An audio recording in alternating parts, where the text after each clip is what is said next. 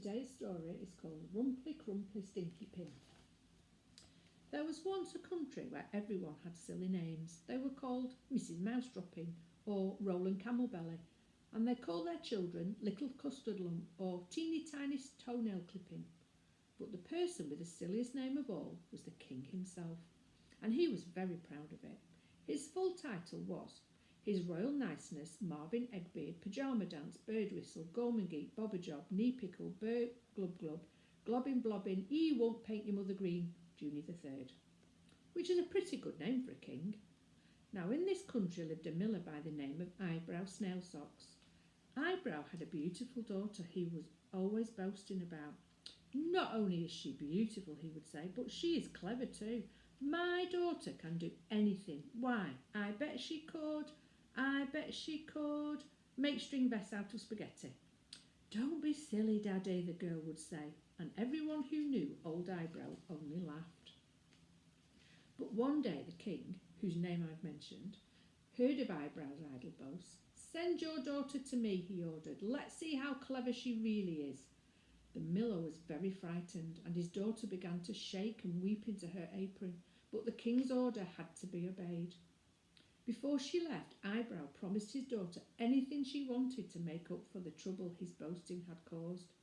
His daughter couldn't think of anything offhand, except perhaps a little fluffy guinea pig for a pet. And this Eyebrow promised her as soon as she returned from the palace, assuming she was still wearing her head. And so it was that the young girl stood shaking before the king. Do you know who I am? He demanded in a deep royal voice. Yes, sir, whispered the girl. You are His Royal Niceness Marvin Eggbeard Pyjama Dance Bird Whistle Gormangeet Bobberjob Knee Pickle Bert Glub Glub Globbin Blobbin Won't Paint Your Mother Green Junior the Third. Exactly, said the king. Now, your father has been boasting that you can knit string vests out of spaghetti. I have decided to lock you in a room full of spaghetti, and if it isn't all knitted into string vests by sunrise, I will personally tickle your armpits with a wet toothbrush. Saying this, the king swept out of the room and went off to practice signing his name. The miller's daughter was in despair, and she looked at the mountain of spaghetti and thought of the little fluffy guinea pig she would never see. Then she wept into her apron again. All of a sudden she heard a funny little laugh, tee-hee-hee-hee, and looking down at her feet she saw the strangest little man she had ever seen. He wore a pointy hat and had an orange beard, which was so long that he had wrapped it 3 times round his waist. Why are you crying, miller's daughter? You're covering the spaghetti in a pool of water. I know, she sobbed. I have to knit all this spaghetti into string vests, otherwise the king will tickle my armpits with a wet toothbrush. Well, it just so happens I'm a spaghetti knitter. There's no one faster and there's no one fitter. Oh, please help me, sobbed the girl. The little fellow grabbed an armful of spaghetti and pulled 2 enormous knitting needles from his pocket. But suddenly he paused and looked up at the girl. I'll knit your spaghetti at the double, but what will you give me for my trouble? The poor girl searched her apron pocket, which was soaked with tears, and finally pulled out a soggy toffee, which the little man seized with delight. The girl danced with joy as vest after vest flew from the flashing needles. Clickety-click, we'll make these vests in a tick. Early in the morning, the king brought the miller to watch the toothbrush tickling. Of course, he couldn't believe his eyes when he unlocked the door and saw that every last bit of spaghetti had been made into perfect little string vests, all with tomato buttons down the front as neat as you please. What did I tell you? Boasted Eyebrow Snail Socks, pretending not to be surprised. I said she was clever. My daughter can do anything. Why, I bet she could make banknotes out of old fish. Oh, Daddy, groaned the miller's daughter. But it was too late. The king was already ordering a room to be filled to the ceiling with old fish. Right, he shouted. If she fails, I'll plant melon seeds between her toes, and if she succeeds, then I'll marry her.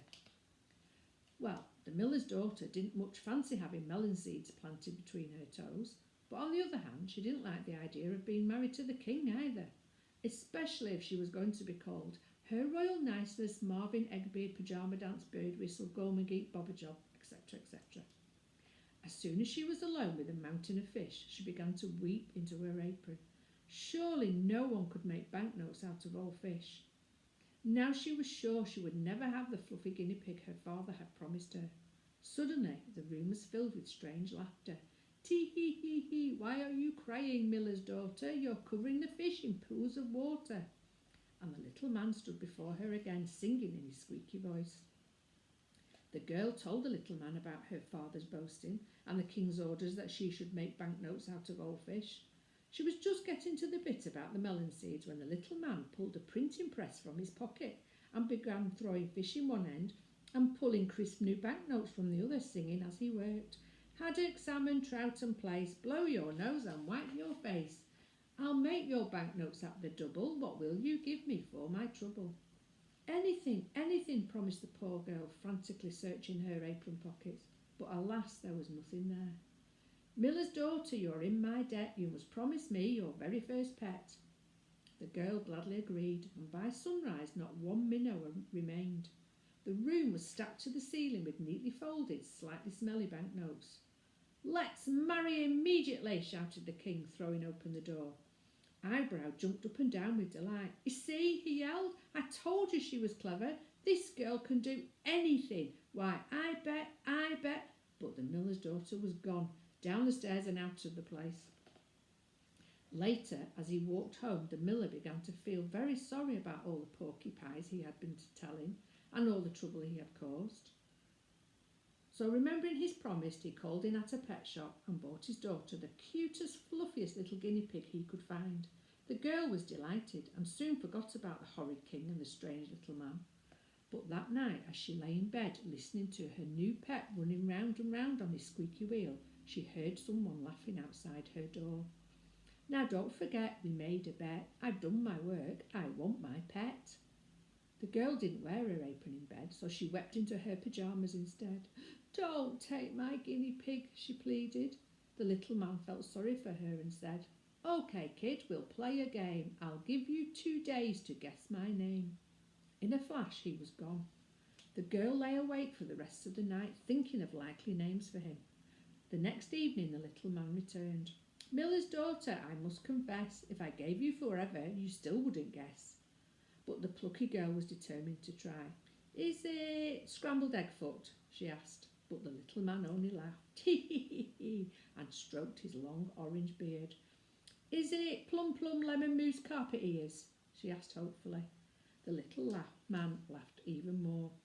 Well, then perhaps it's Hubert Crumpet Trumpet Bum, the miller's daughter asked desperately. By my long orange beard, my name's much more weird. Miller's daughter, you've got 1 more day, but you'll never guess it anyway. The little man screeched with laughter, and in a flash he was gone, leaving the poor girl more miserable than ever. The old miller didn't like to see his daughter unhappy, so at breakfast he told her a story to cheer her up. I was delivering flour yesterday when I saw the funniest thing. There was a little man wearing a string vest made of spaghetti, dancing outside a caravan, and he was singing the most peculiar song. Can you remember the song? Asked the girl, her eyes lighting up. Oh, yes, said her father. He cleared his throat and sang, I sing and dance a little jig, soon I'll have that guinea pig. They can weep a bowl of tears, they won't guess my name in 1,000,000,000 years. It did make me laugh, I can tell you. Yes, but didn't he mention his name? Shouted the girl. Whose name, my dear? Asked the puzzled miller. The little old man, you old toad, snapped the girl. Oh no, said the miller, he didn't. The poor girl began to despair, and a big tear ran down her cheek and into her boiled egg. Don't cry, said her father. I can tell you his name. It was printed on the side of his caravan. Rumpy Crumpy Stinky Pin Magician. Spaghetti Vesta's speciality. That's it, cried the girl, clapping her hands with joy. That night, as she was feeding her guinea pig, the little man appeared again. Come on, kid, have you given up yet? Don't waste your time, just hand me the pet. I'll just try again, said the clever girl. I might be lucky this time. Is it Benny Badger Brain or Eddie Earwax Eater? The little man rolled with laughter. Perhaps it's Trevor Telephone Bone Helicopter Head. The little man was lying on the bed, kicking his legs in the air. I'll have one last try, said the miller's daughter, and the guinea pig is yours. Is it Rumpy Crumpy Stinky Pin?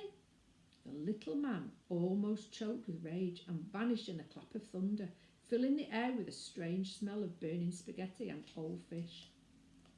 So the miller's daughter lived happily ever after with her guinea pig and her old father, who hardly ever told lies anymore. "What will you call your little pet?" asked Eyebrow Snail Socks one day. "How about Guinea Winnie Winky Wigs or Pinky Pokey Porky Piggy Pants?"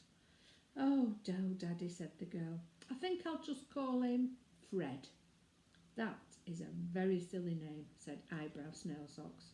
And it was. The end.